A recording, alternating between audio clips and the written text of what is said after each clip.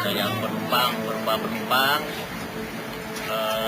seperti orang perempuan lah gitu, pakai jilbab putih semua ikut naik, tahu-tahu ada. Terus pas kita lari ada suara kiri, ya kita belum pernah sih ya, kan macam-macam banyak cerita orang ya, pasti ada aja, ada monyet nyebrang, ada harimau nyebrang. Waktu itu malam-malam jam 9 malam dia bawa 3 orang penumpang dari Bandung sini. Begitu sampai MN, tanjakan MN itu tiba-tiba ada orang menyetop 3 orang. Dan begitu 3 orang itu naik, melihat di spion ternyata jadi penuh kendaraan muatan itu. Ya kaget, kenapa jadi penuh? Terus jalan terus 5 kilo dari situ, 5 kilometer dari situ dia turun. Begitu turun, tiba-tiba kosong lagi muatan.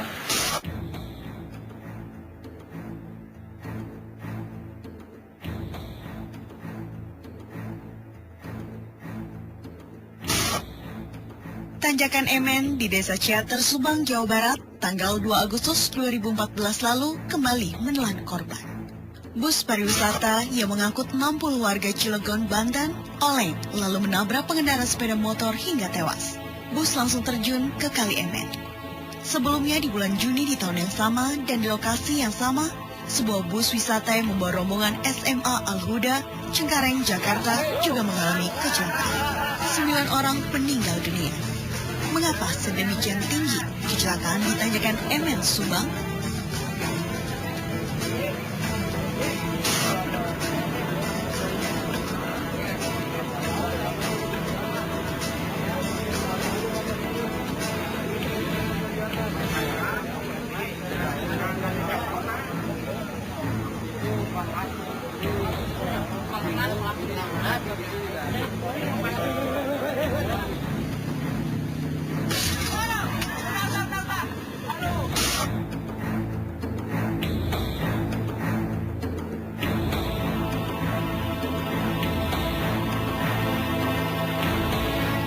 Jalur Ciater adalah jalur utama yang menghubungkan Subang dan Bandung, sekaligus jalur alternatif bagi masyarakat di sekitaran Jakarta, Purwakarta, Cirebon, dan kota lainnya di Jawa Barat. Pada hari-hari biasa, jalur Ciater relatif sepi. Lonjakan volume kendaraan secara signifikan terjadi pada saat musim liburan, seperti akhir pekan maupun libur lebaran. Pada saat itulah sering terjadi kecelakaan di Tanjakan MN.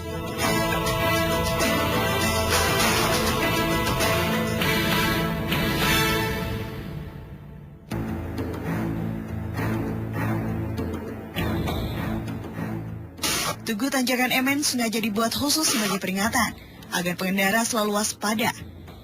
Tanjakan MN memang jalur maut.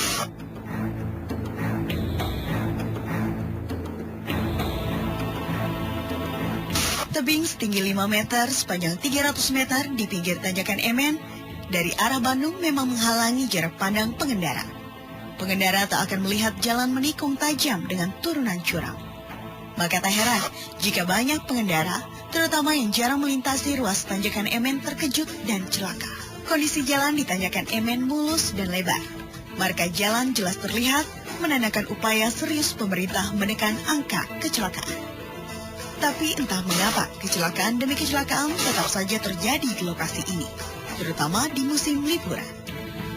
Lazimnya lokasi kecelakaan, masyarakat sekitar lalu menghubungkan tingginya angka kecelakaan dengan hal-hal di luar jangkauan nalar. Cerita yang beredar, Tanjakan MN memang angker dan selalu meminta tumbal. Ada cerita apa di Tanjakan MN?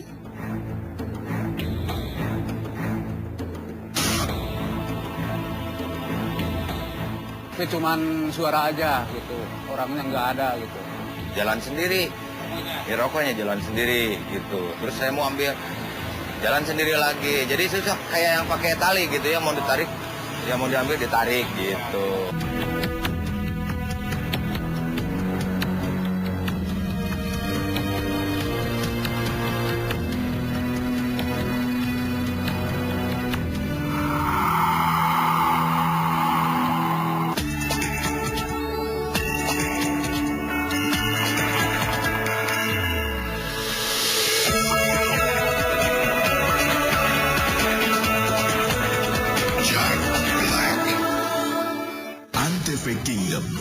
menyimpan semua keindahan legenda dunia. Kisah pertarungan Pandawa dan Kurawa dalam Mahabharata. Perjuangan sang Mahadewa Siwa dalam membentuk dunia. Romansa terkenal Rama dan Sita dalam Ramayana. Cerita cinta Joda Akbar yang menginspirasi dibangunnya Taj Mahal. The Adventures of Hatim. Sang pendekar 1001 malam dari Yaman. Hanya Antv Kingdom, pionir mega serial India terbaik di Indonesia.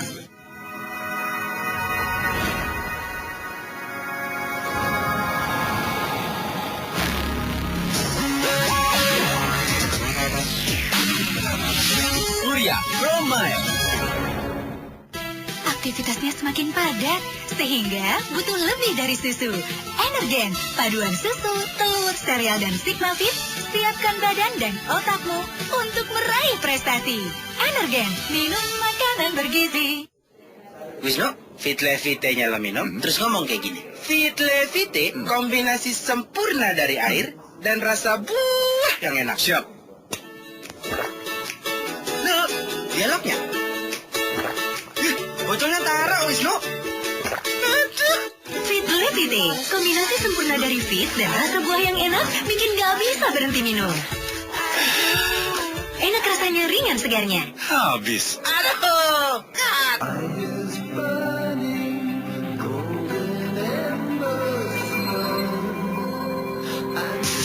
Cita rasa tinggi dengan sentuhan emas. Gudang Garam Go. My first, my last, my everything, and the answer to all my dreams. You're my sun, my moon. Lebih banyak cinta, nutrisi, dan dukungan BB Club di setiap tahap tumbuh kembangnya. Baru BB Nutri Plus dari BB Lab. That's what you are.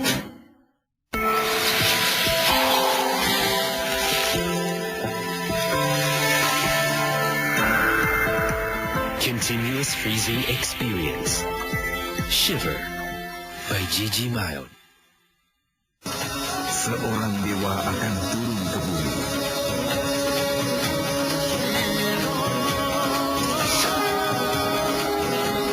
Ramayana mulai Senin 1 September jam 10 malam. Antv.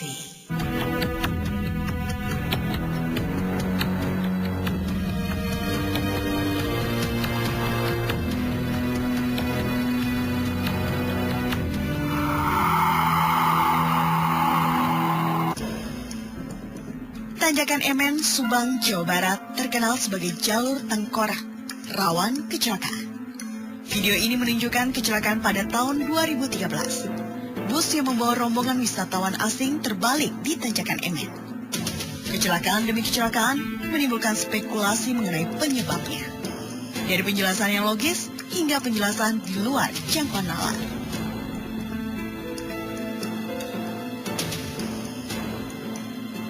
Waktu bus celaka itu orang-orang Thailand gitu semalamnya datang sama bapak gitu, tapi cuman suara aja gitu, orangnya nggak ada gitu.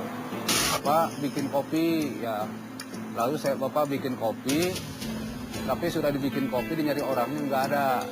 Satu kali orang Thailand, dua kali orang Cimahi, dia jatuh dari box angkut saus. Semalamnya datang lagi, bapak habis sembahyang maghrib, nah, mau makan dengan si ibu, tiba-tiba ada yang peluk salam. Ya punten, ya mangga, Pak bikin kopi hitam, ya boleh. Lalu bapak bikin kopi hitam, ternyata orangnya itu dicari nggak ada lagi, gitu. Ya udah sering bapak lah di sini, gitu ya. Gejalanya apa, nggak tahu, gitu. Ya kemungkinan arwah-arwah yang sudah meninggal itu ada kepenasaran gitu ya. Apa penasarannya bukan apa-apa, cuman minta. Entah siapa yang memulai. Di kalangan sopir yang biasa melintas Tanjakan Emen berlaku kebiasaan aneh. Mereka akan melempar rokok atau koin uang logam demi keyakinan akan terhindar dari kecelakaan.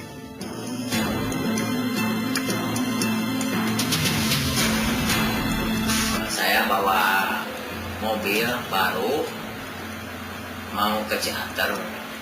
Waktu itu saya ngelempar rokok, untung. Nah, pas langsung mobil berapa kemudian mogok langsung, dikarenakan mungkin dikira saya ngasih rokok untung ke Bapak Emen. Jadi katanya kalau lewat sini harus buang rokok, kalau enggak buang uang koin, kalau enggak juga kita ngasih lakson. Pas waktu itu hari Kamis malam Jumat ya, hari Kamis malam Jumat sekitar jam 10. Bapak Ajun sebelah kiri, Bapak sebelah kanan jalan gitu. Pak Ajun kan pakai sarung, tahu-tahunya sarungnya ditarik dari belakang gitu. Padahal saya sebelah kanan. Oh, tong ditarik-tarik atuh. Engkau cinta orang mah di dia gitu. Ya saya mah sebelah gitu. Terus pas giliran saya ada rokok, saya mau diambil, jalan sendiri. Di rokoknya jalan sendiri gitu. Terus saya mau ambil, jalan sendiri lagi. Jadi susah kayak yang pakai tali gitu ya, mau ditarik, ya mau diambil ditarik gitu. Versi pertama, Alkisah di sopir angkutan umum Bandung Subang bernama Pak Emen. Dia tewas dalam kecelakaan di kawasan ini saat mengangkut ikan asin dari Ciroyom, Bandung menuju Subang tahun 1964. Mobil yang dikendari Pak Emen terbalik dan terbakar. Naas bagi Pak Emen, dia terbakar hidup-hidup hingga tewas. Setelah kejadian itu, warga sekitar meyakini arwah Pak Emen gentayangan mengganggu pengendara yang melintas di Tanjakan Emen, terutama di malam hari.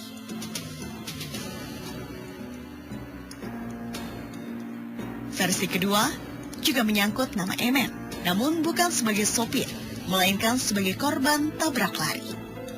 Bukannya ditolong, jasad Emen justru disembunyikan di semak-semak. Setelah kecelakaan yang tak diketahui kapan terjadi itu, arwah Emen gentayangan menuntut balas. Kebanyakan sopir yang membuang rokok maupun koin uang logam lebih meyakini cerita versi pertama. Konon, Pak Emen dikenal sebagai sopir pemberani yang selalu merokok saat berkendara.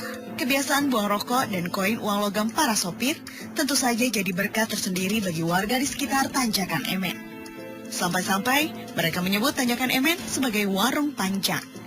Bagaimana tidak, mereka dapat rokok dan koin secara cuma-cuma di sepanjang jalan.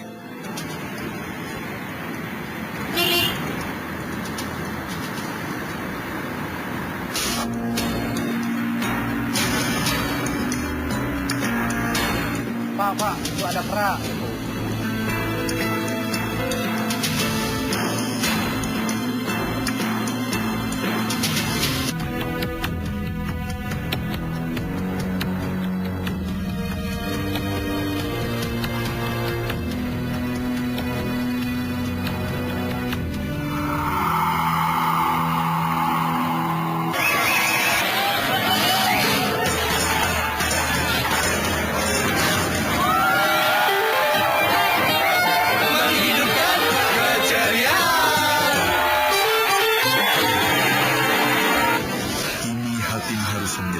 Sebuah kota. Ini bukan lukisan biasa, tapi menceritakan sebuah kisah. Demi membebaskan seorang raja. Ada banyak penjara di dalam Tehel Kanas. Kau harus dapatkan kunci itu bagaimanapun caranya. Aku akan melakukan apapun. Dia tidak bisa Akulah yang menguasai semesta. Hatim, kau di mana? Siapa dia? The Adventures of Hatim. Besok jam 8 malam. ANTV.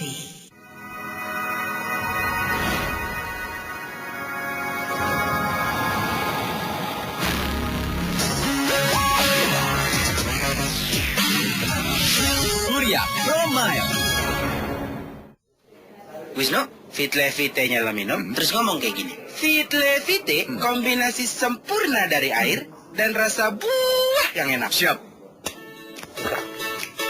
Nah, dialognya. Botolnya taruh, Wisnu. Aduh. Fitle-Vite, kombinasi sempurna dari fit dan rasa buah yang enak, bikin gak bisa berhenti minum. Enak rasanya, ringan segarnya. Habis. Aduh.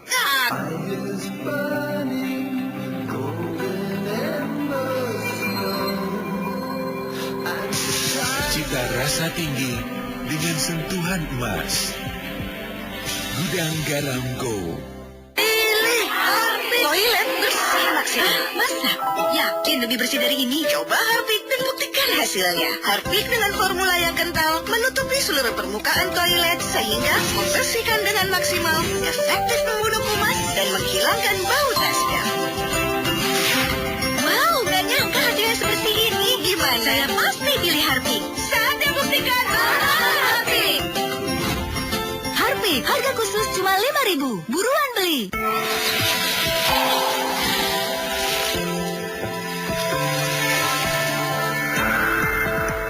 Continuous freezing experience.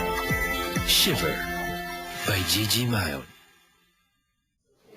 Wisnu, Fitle-Vite-nya lo minum, terus ngomong kayak gini. Fitle-Vite, kombinasi sempurna dari air dan rasa buah yang enak. Siap.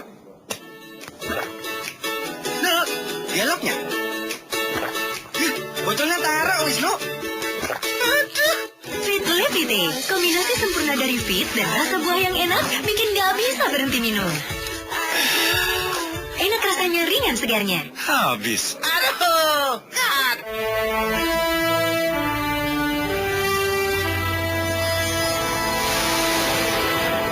Hi Wanita Cantik Indonesia. Come and join me on Pana Asmara Arjuna on Anthem.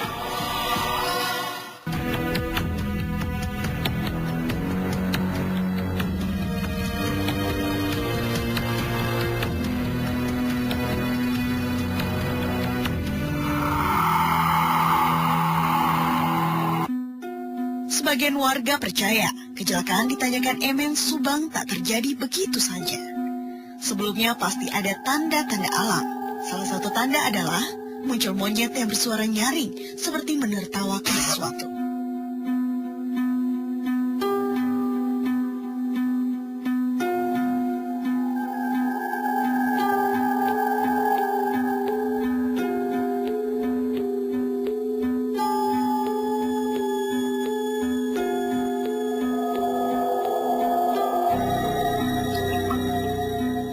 Ya kalau ada tandanya dulu, ya seperti kemarin, bus celaka itu ada kera, ya tertawa gitu. Malah sering tertawanya.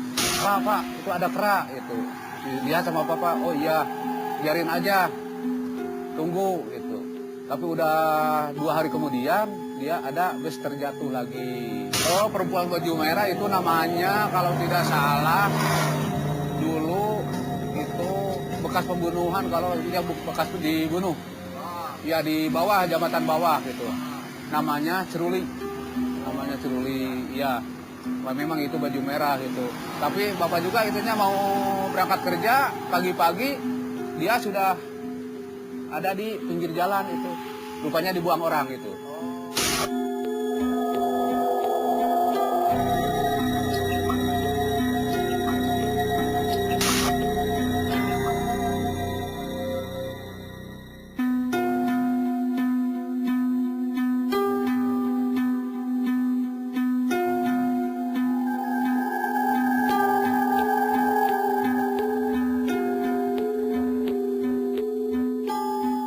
Saya semakin penasaran dengan cerita-cerita seputar Tanjakan Emen. Saya mengajak Frisly, yang indigo yang mampu melihat hal-hal gaib untuk menelusuri Tanjakan Emen. Kita sekarang tepat berada di jalur Tanjakan Emen. Di sini itu rawan banget sama kecelakaan. Di situ juga ada pelangnya tuh. Pokoknya bener-bener harus hati-hati banget kalau lewat sini. Karena kemarin aja, baru-baru ini ada kecelakaan. TKP-nya di sebelah situ, ada polis lain di situ. Jadi yang TKP kecelakaan dari bus pariwisata SMK Aluda. Iya, itu tepatnya di situ. Jadi kita ke sana aja yuk, lihat. Tanjakan Emen masih menyisakan bekas-bekas kecelakaan. Pohon teh bekas terlindas badan bus, beserta pecahan kaca dan sepatu korban.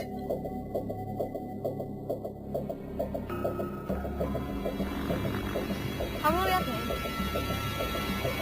Ini masih ada tulisannya jelas pariwisata. Ini lihat, ini tuh bekas kaca di situ.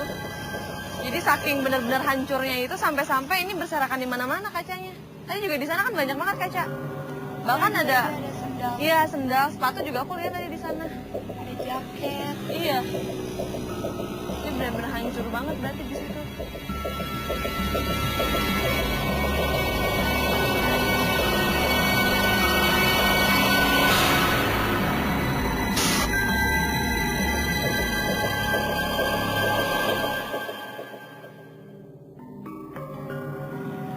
Nah, Frisly, jadi disinilah titik penyebab terjadinya kecelakaan jembatan Emen itu. Karena ini kan tanjakan kan. Kalau kita dari atas, kita tuh harusnya belok kanan kan. Nah, kebanyakan supir itu mengira di depan itu masih lurus, tapi harusnya belok lagi ke kiri. Nah, mungkin disitulah salah satu terjadinya penyebab kecelakaan yang sering memakan korban. Selain dia merasa remnya blong, dia juga karena tanjakan dan turunan itu kan, jadi dia kecepatannya tinggi, jadi merasa rem blong dan di depan harusnya ke kiri malah lurus aja.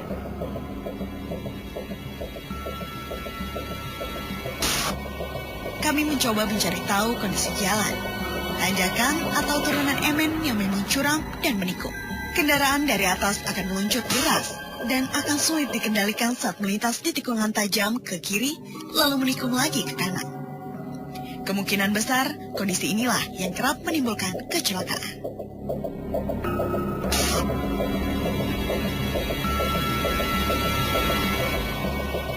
Setragis itu karena apa? Allah Akbar. Bakalan banyak fakta kalau tempat ini emang bener-bener angker. Tempat ini juga karena baru juga masih banyak bekas-bekas korban.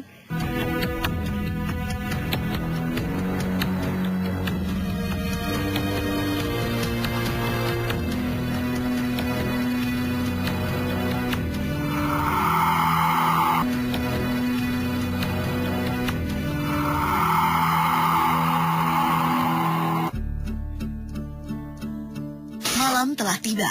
Di malam harilah sering terjadi kecelakaan di tanjakan Emen.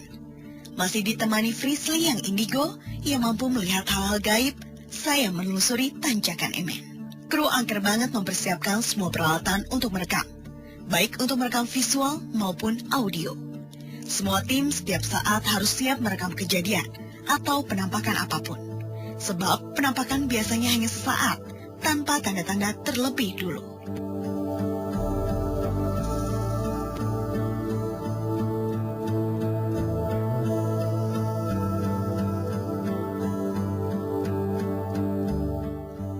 Tak lupa kami berdoa semoga penelusuran malam kami di tanjakan Emen berhasil dengan baik.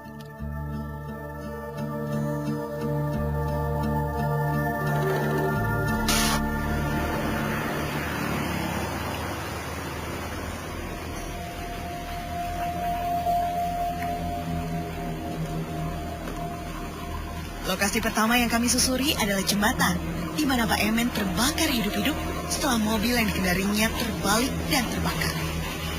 Terus kita udah sampai di jembatan yang dulu tuh Bapak Emen itu meninggalnya tepat di sini. Dia dulu terjadi kecelakaan, terus dia maksudnya mau menyelamatkan diri. Tapi ternyata dia malah jatuh di sini. Nah, yang kamu lihat sendiri di sini gimana sih? Kalau untuk Pak Emen, aku belum ketemu di sini. Ya, terus cuma di sana sela-sela pohon pisang, daun pisang. Iya, di situ ada ibu-ibu. Di sini kayak luka robek. Nah, di luka robeknya itu banyak darah dan ibu-ibunya itu nangis. Ibu-ibu itu pakai baju apa? Ibu-ibu pakai baju model bunga-bunga, tapi kayak baju untuk pergi untuk ke pesta. Kira-kira kamu bisa jelasin nggak, ibu itu ada di situ dulunya karena apa? Apa dia salah satu korban juga kecelakaan di sini? Iya. Jadi ibu-ibu itu salah satu korban untuk mobil pribadi yang pernah kecelakaan di sini. Terus kembali ke Pak Emen, kira-kira kamu bisa nggak memanggil dia supaya kita tahu sebenarnya dulu memang kejadiannya itu seperti apa gitu? Ya, Fatma. Coba aku coba dulu ya, berinteraksi ya.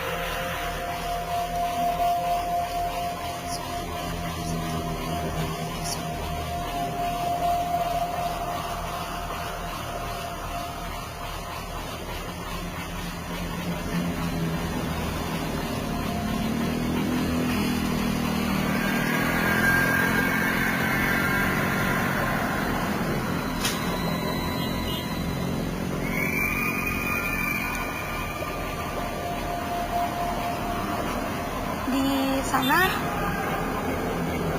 Ada apa? ada laki-laki kayak terbakar, jadi hitam. Mungkin itu yang namanya Pak Emen. Kamu bisa lebih meyakinkan kita nggak kalau dia tuh benar-benar Pak Emen? Soalnya kan di sini banyak banget kecelakaan, bisa aja arwah yang lain atau justru penghuni-penghuni di sini yang menyerupai dia. Kamu bisa nggak lebih diperyakini lagi? Coba.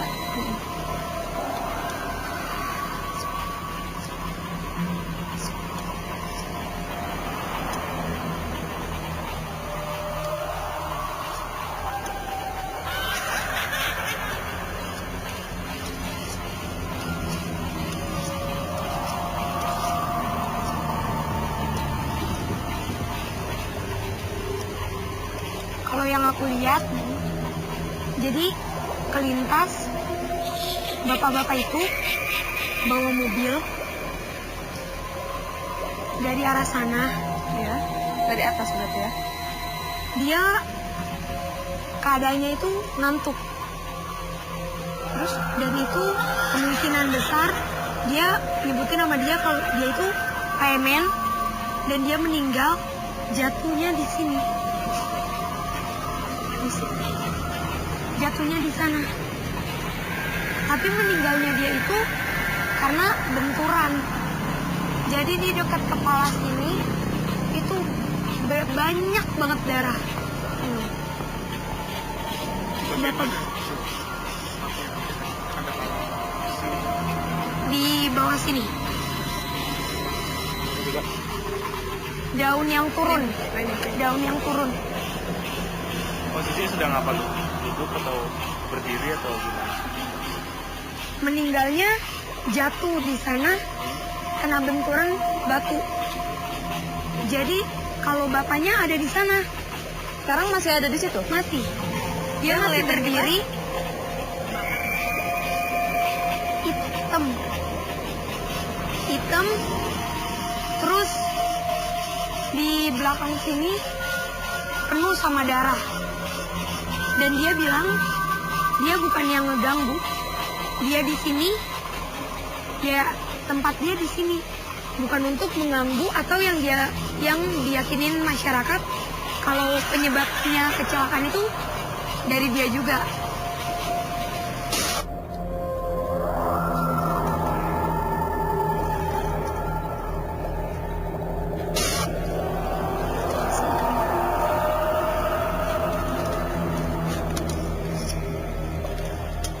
Sini. Iya. Sini ada pohon besar, Prisly. Cewek yang pakai baju merah itu berdirinya di sini. Di tempat di pohon itu? Iya, di samping pohon sini, sebelah kiri. Itu apa yang gerak-gerak? Itu mungkin cuma pergerakan dari dianya aja. Iya, gerak banget. Tapi nggak ada angin. Nggak ada. Dan yang lain pun nggak gerak. Daun yang lain nggak gerak, cuma daun kering ini doang yang gerak. Ya dia persis berdiri di situ. Bisa dapat suaranya nggak? Kalau dia ada. Bisa gerakin daun itu.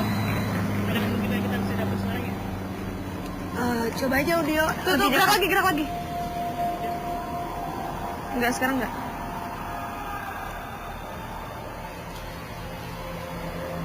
Mungkin itu cuma jadi tanda kalau emang dia memang dia ada di sana. Yang bikin cenderung negatif itu cewek ini. Tapi dia nggak sebutin namanya. Tapi dia pakai baju merah. Pakai baju merah dan model celana bahan panjang.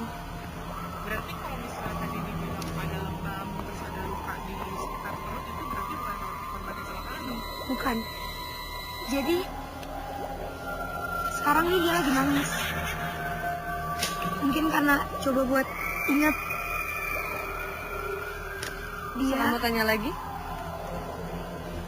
Jadi dia itu meninggal ulah dari orang terdekatnya juga.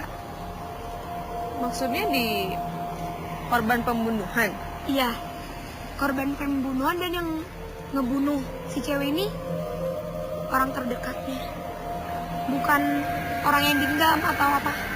Kamu bisa flashback nggak? Itu kejadiannya seperti apa, terus penyebabnya dia sampai dibunuh setragis itu karena apa gitu? Allahu Akbar. Allahu Akbar.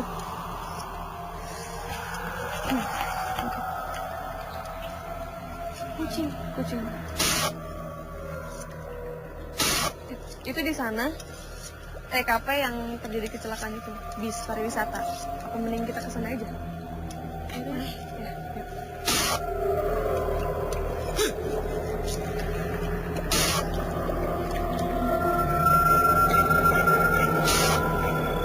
Gimana Fisli? Kamu Ini yang apa di sana?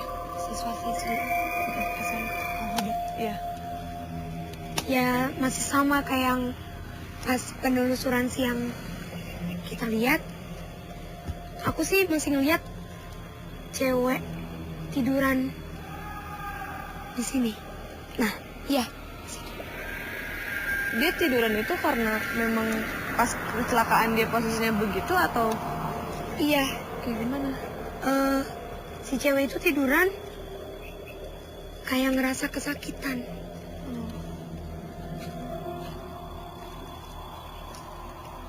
Dan tempat ini juga karena baru juga masih banyak bekas-bekas korban.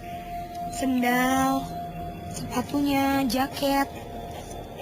Jadi kayak barang-barang penuh bekas yang mungkin masih ada darah.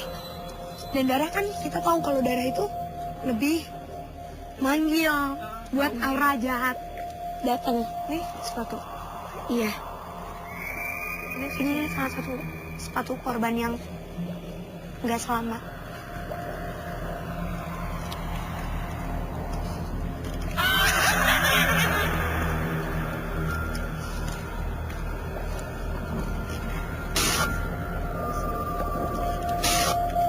Ke yang aku tuju itu di sana, tapi banyak banget yang ngejawab. Jadi yang bisa aku ambil, tempat ini memang rawan kecelakaan karena dari belokan, dari lokasinya, terus juga dari kecepatan. Tapi kalau untuk aura negatif, dibilang di sini banyak aura negatif, iya.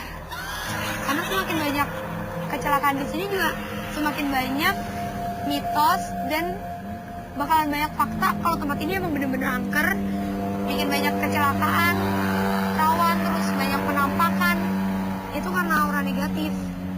Ya, kalau untuk pesannya, kalau memang lewat tanjakan ini, karena memang tempatnya juga rawan banget, hati-hati, jangan terlalu ngebut, jangan lupa buat terus doa sama ucapin permisi sama semua penunggu, bukan cuma Pak Emen. Karena sebenarnya menurut aku Pak Emennya sendiri nggak ada di sini. Adanya jin yang menyerupai dan sering menunjukkan diri bapak-bapak lewat. Sambil kayak mungkin ada juga warga yang didatengin, si bapak-bapak itu datang cuma untuk minta rokok. Sampai memang ada juga yang menyebutkan kalau Pak Emen itu harus dikasih rokok. Untuk menunggu di sini aura negatifnya, ya mereka suka kalau memang lewat sini lebih ke memikirkan dirinya sendiri, hura-hura, dan nantangin. Ada ini kaitan dengan Mama Emen yang dulu pernah satu sekolet meninggal semua.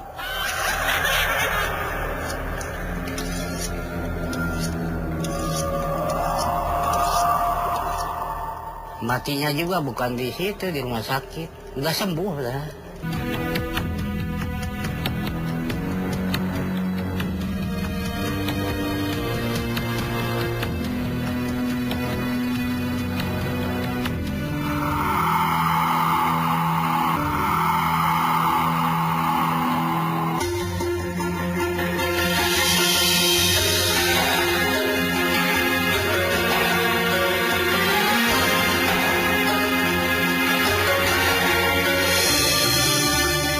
Jika melihat kondisi jalan yang mulus, marka jalan yang jelas terlihat, dan rambu-rambu serta papan peringatan yang lengkap, Rasanya banyak upaya sudah dilakukan untuk mencegah tanjakan MN sebagai lokasi rawan kecelakaan.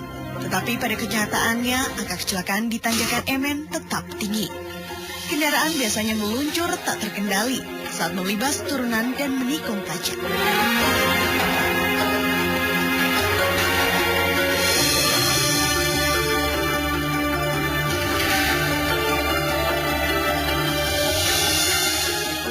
Saya ingin tahu apa penjelasan polisi mengenai tingginya angka kecelakaan di tanjakan MN.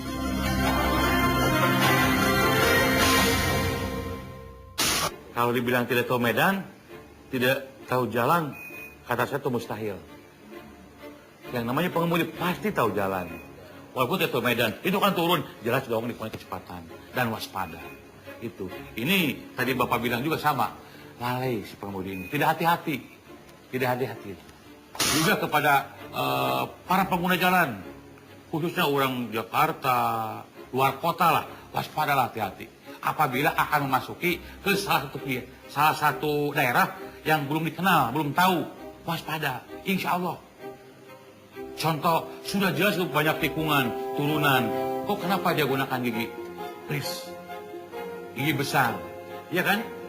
Nah, kalau gigi turun, nah mau tidak mau gigi 4, 2, 1, selesai. Bantu rem, apa salah. Ini udah jalan turun, masih diinjek gas, giginya pis atau gigi besar.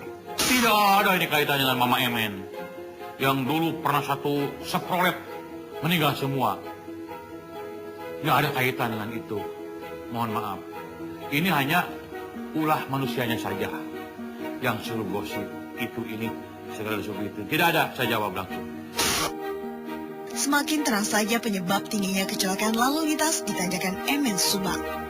Dari sekian banyak kejadian, kecelakaan rata-rata disebabkan oleh kelalaian pengemudi. Mereka rata-rata sopir yang baru pertama kali atau jarang melintas jalur ini, sehingga tidak paham karakter dan kondisi jalan. Untuk lebih meyakinkan lagi tentang asal-usul nama tanjakan MN, kami melacak keberadaan ahli waris MN, sopir yang mengalami kecelakaan pertama kali di tahun 1964. Apakah benar cerita yang beredar, Pak MN terbakar hidup-hidup dan arwahnya menghantui tanjakan tempat dia mengalami kecelakaan? Halo Pak, punten. Saya Rurin. Saya Frisly. Ya, Pak Tatang. Bapak, ini kan di sini ada tanjakan MN yang katanya angker. Nah, saya mau mencari tahu tentang tanjakan MN itu. Bapak tahu nggak kira-kira tempat dulunya dia tinggal di daerah sini atau di mana? Bapak tahu nggak tentang Pak MN? Panaruban dulu mah orang daerah Ciater. Pak MN matinya di sini. Itu kan dulu itu Noko punya toko asing tahun 58-an lah. Dia belanja buat keperluan toko mesin sama biasa terasi apa itu dan sebagainya. Nah di sana dintem di itunya kendaraannya. Di tanjakan itu. Ya langsung dintem, langsung kebakaran. Pak MN matinya di dalam mobil itu. Waktu pertama makanya di sini di atas namanya Pak MN. Yang dulu mati di sini Pak MN. Kalau mau nanyakan di terminal di Lembang, supir Wahyu dari Ciater gitu. Ya Pak, nuhun pisan Pak ya. Nuhun Pak, semuanya. Selamat Pak. Assalamualaikum. Assalamualaikum. Setelah bertanya sana-sini di sekitar tanjakan MN, saya dapat informasi bahwa Pak MN dulu tinggal di Lembang, Bandung. Dan benar, dia adalah sopir angkutan umum. Tapi warga sekitar tidak tahu persis alamat rumahnya. Berbekal informasi itu, saya mendatangi tempat sopir angkutan umum asal Lembang mangkal atau berkumpul. Di sini titik terang mulai saya dapat. Anak Pak MN kini jadi sopir angkutan juga, bernama Wahyu. Siang Pak. Bapak, saya. Pak, saya mau nanya, Bapak tahu Pak Wahyu nggak Pak? Ya, memang tahu gitu. Pak Wahyu yang supir angkot Lembang itu, yang anaknya Pak MN. Kira-kira rumahnya dari sini jauh nggak Pak? Sekitar ini Jalan Jaya Giri. Tolong minta nomor handphonenya aja Pak, nanti saya hubungi. Ya, makasih Pak. Makasih banyak.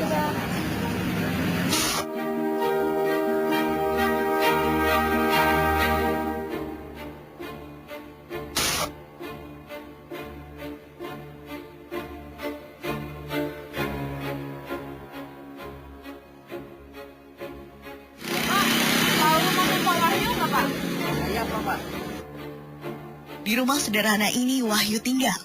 Wahyu anak pertama dari 3 bersaudara. Dijelasin nggak Pak dulu tuh kejadian waktu kecelakaan Pak Emen itu Bapak umur berapa dan kejadiannya itu sebenarnya seperti apa sih Pak? Ya Bapak itu waktu itu baru umur mungkin 8 tahun, ingat-ingat lupa. Bapak itu Pak Emin, supir oplet. Dulu kan oplet. Jadi nariknya ke Subang, jalur Subang. Kebetulan di daerah Cicenang, mungkin terbalik langsung kebakar. Ingat-ingat lupa Bapak nggak tahu berapa orang itu penumpangnya. Cuman yang selamat 2 orang. Tukang berondong 1, orang sekelahiran keneknya 1. Namanya kalau nggak salah Pak Adna, orang Cibogo. Selamat itu malah jadi tentara, sekarang nggak tahu di mana, nggak ketemu lagi sampai sekarang. Terus makamnya ada di sini Pak? Ada di Jagiri makamnya. Kemungkinan Bapak kan supir, keblos rem, langsung mental ke gawir, mungkin dibuang, terbalik, kebakar. Dan Bapak juga ininya habis sih, kebakar.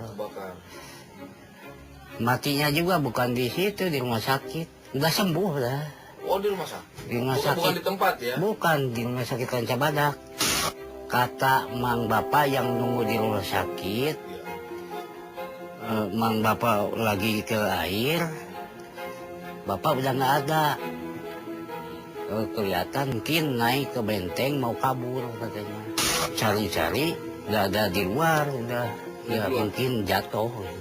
Baru sembuh, nggak sembuh total mungkin. Dari cerita Wahyu, akhirnya saya tahu cerita yang sebenarnya. Memang, yang namanya cerita di masyarakat kadang dilebih-lebihkan atau dikurangi. Seperti halnya siapa dan bagaimana meninggalnya Pak Emen yang namanya disematkan pada lokasi rawan kecelakaan. Mitos sopir harus buang rokok jika mau selamat hanyalah kepercayaan tanpa penjelasan logis. Begitu juga penampakan seseorang mirip Pak Emen yang menghantui pengendara. Bukankah makhluk gaib bisa berubah wujud menjadi apa saja sesuai kehendaknya?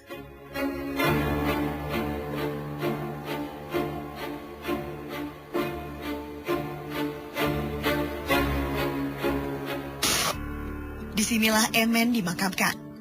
Keluarga mengenalnya sebagai kepala keluarga yang gigih mencari nafkah. Semoga namanya disematkan pada lokasi tanjakan rawan kecelakaan berarti positif baginya. Menjadi peringatan pada setiap pengendara untuk selalu hati-hati dan waspada.